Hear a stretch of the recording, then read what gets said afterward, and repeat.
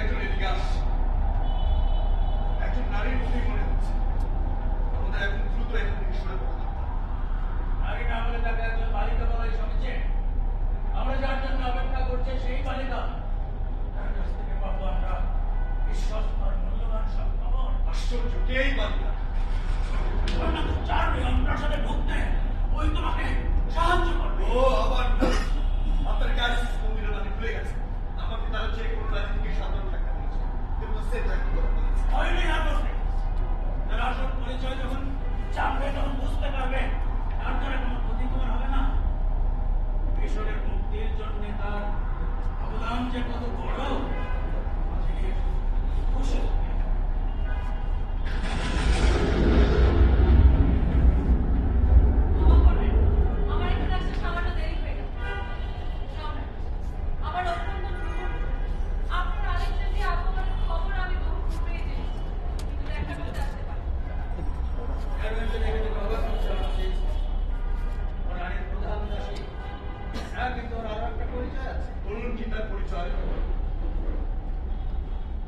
আমার কন্যা।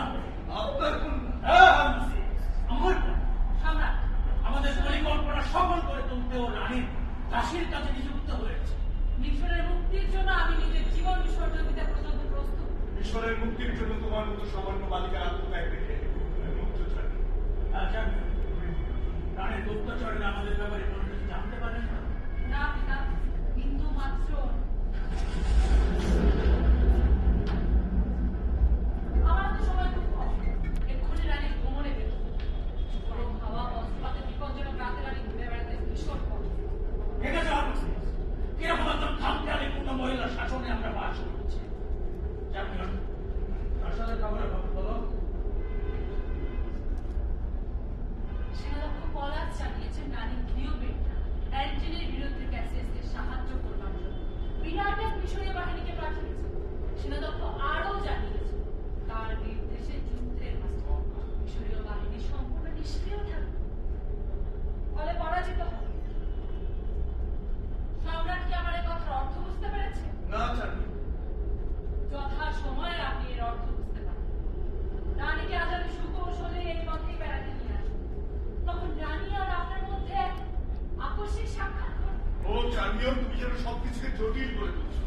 রানীর সাথে আমার এই আকস্মিক সাক্ষাতে কি লাভ হবে? সম্রাট, ক্লিওপেট্রা যতই খামখেয়ালি হোক, জ্ঞানী লোকদের তিনি যথেষ্ট সম্মান দেখিয়ে থাকেন। আপনার ব্যাপারে তিনি আগে থেকে অবগত আছেন। এখানে আজ যদি আপনাদের আকস্মিক সাক্ষাৎ হয়, তাহলে হয়তো দ্রুত আপনাকে প্রাসাদে আমন্ত্রণ জানাবেন। চ্যাম্পিয়নের সাথে আমি সম্পূর্ণ একমত।